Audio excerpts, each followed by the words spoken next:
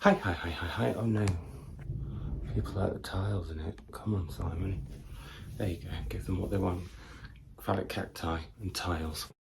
Hi and welcome to my channel. I'm Simon and today I am back with a video that combines TBRs, which I've done before, but also something new, which I might introduce monthly depending on how you feel about it, which is just looking back at my reading month and how it went and keeping an eye on what I am reading, what I might not be reading, that I should be heading to, etc. I mean, that will kind of make more sense as we go forward. It's not the same as like, oh, wrap up, because they're going to be separate things, but just kind of more of a, oh, how's it going? Not necessarily lots of stats, but now that I'm using Storygraph after sort of my keeping a track record on Goodreads and everything last year went absolutely just to pot. There may be some stats if that's the sort of thing you like. I mean, you can let me know in the comments down below. Anyway, what I thought I would do with this video though is to talk about, like I said, how January's gone and therefore how 2022 is going, almost like a support system for myself. But also I would love to hear how your 2022 reading is going and how January was for you as a reading month.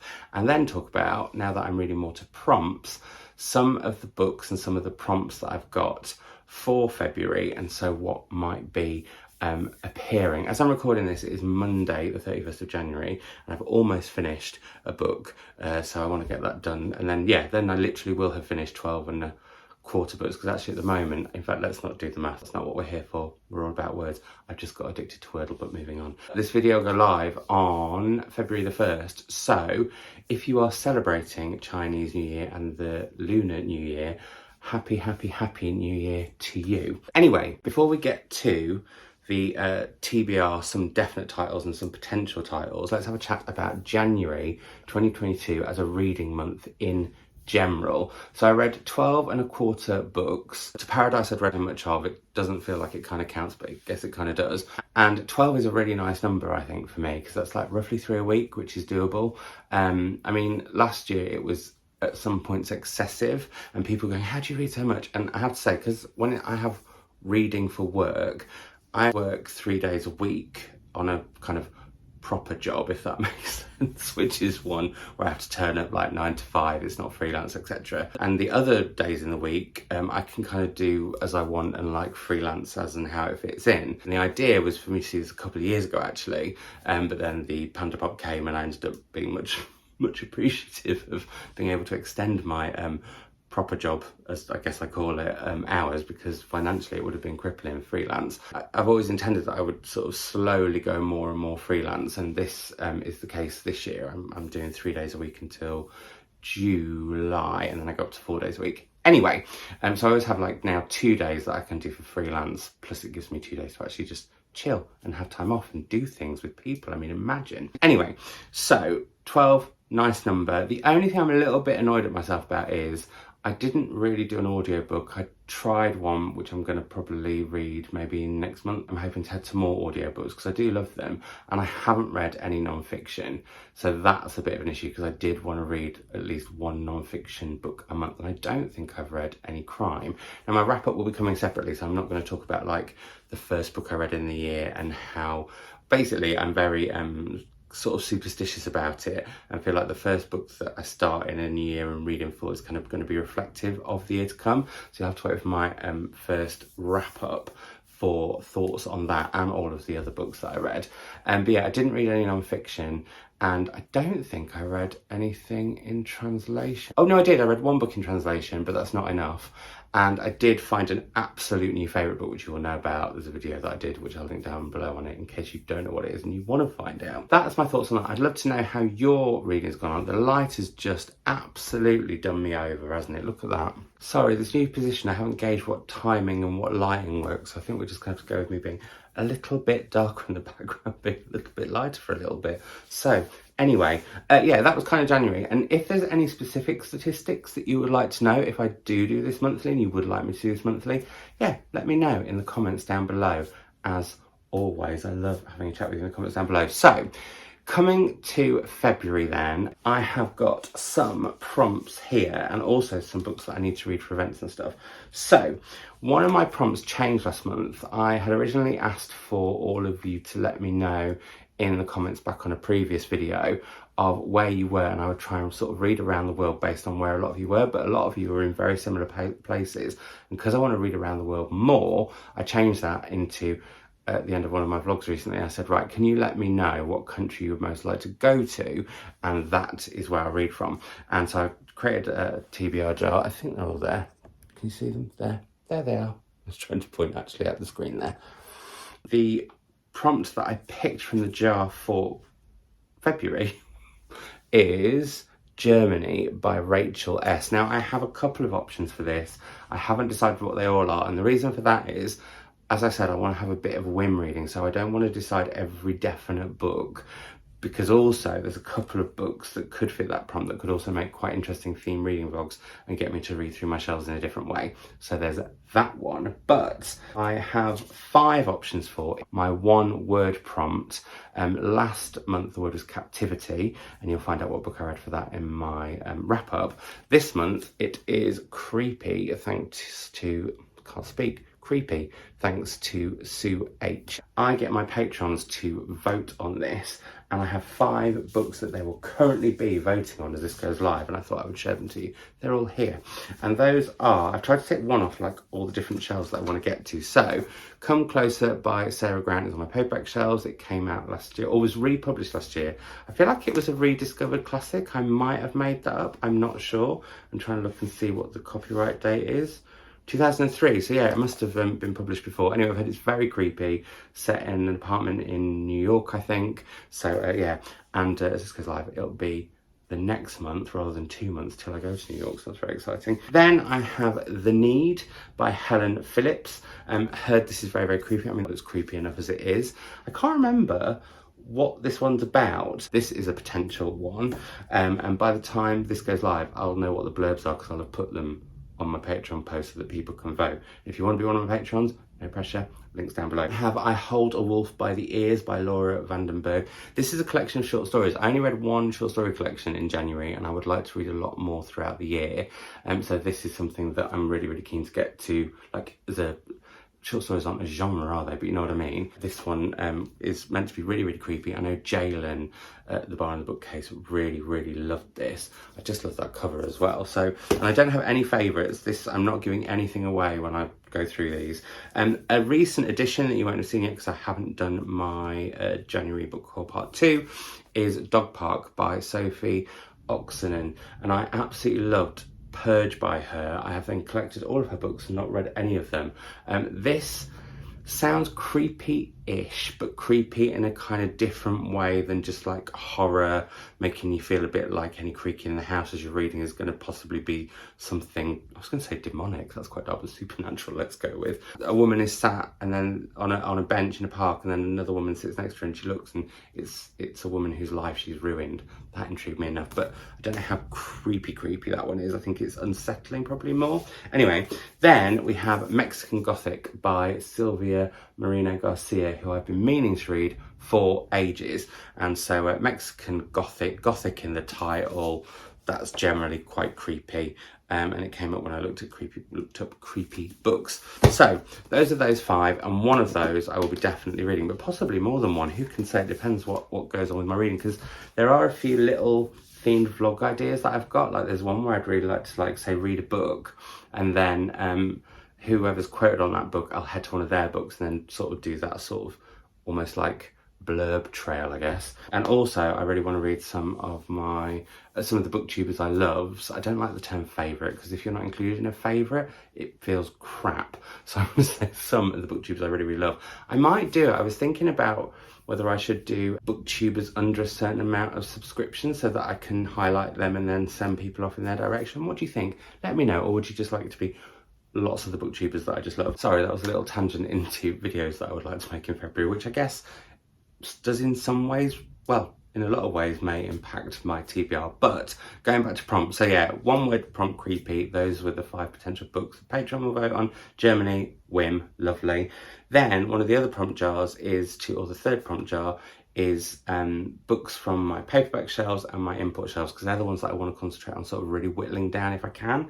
And I also need to talk about the fact that I didn't do it last month. But wait, let's not get ahead of ourselves. This month, the one that I picked out was Jenny King's suggestion, and it was Cantorus, which I have also seen is on Mercedes TBR because it's one of her 5-star prediction books. And yeah, I'm really intrigued by this. I think it's about a group of women. They are lesbians, and they go to this place Cantorus like once a year to all reconnect, and it's what kind of happens between and when they get there. So really, really intrigued for this. It is set in Uruguay, I think. So yeah, really, really, really intrigued for this. I've just spotted that there's quite a few other novels by Carolina de Robertis, so if I love it, that's an author that I can go off and find out more. But yeah, queer fiction was really, really high up on my like books of 2022 last year. I'm excited for that. Now, last month it was, let's not confuse ourselves. It may be January when I'm recording this, but it's February and it's going live. So last month, the book that I had for this prompt was Kate Atkinson's Behind the Scenes at Museum. Now, this is a different edition than the one that I showed up in my latest vlog. And that's because that copy was my grand's and kept making me just really emotional that I was holding the book that she'd read. Obviously had all these book thoughts and she loved Kate Atkinson.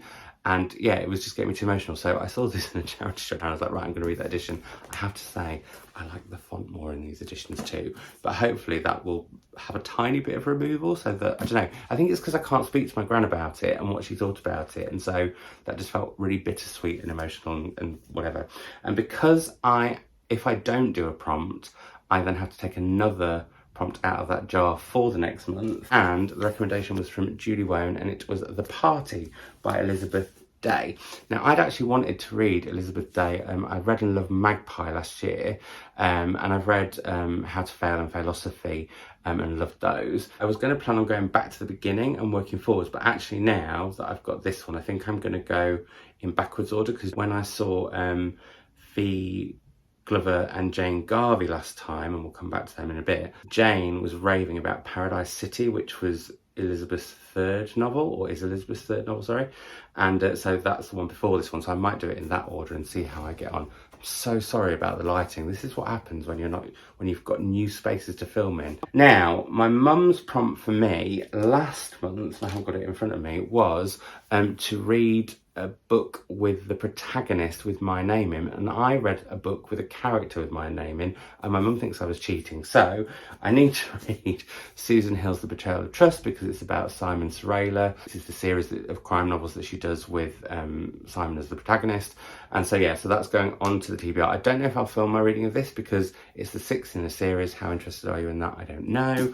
But I have also then pulled out another of her prompts, as this is an additional one, which is written before 1800. Now, I know what I'm going to read for this, but I'm going to keep it a secret, and there's reasons for that, but it'll all be apparent at the end of February. There we go, I can't be more of a tease than that, can I? Absolute tease-tastic. Her actual prompt for me for February is a book featuring a bird or birds, and I have quite a lot of options for this, and I may well read more than one book about birds in February, but I always forget February's like a shorter month, although really, is it that much shorter? It's like 3 days, come on. For me and Melanie's Frank Book Club, we are going to be reading Migrations by Charlotte Mcconaughey, which I picked, and I won't lie, it was partly because it had birds in it. I thought, ooh, that's a good way of killing 2 birds with 1 stone. Do you see what I did there? This is about Franny Stone, who is determined to go and see what might be the last migration of Arctic terns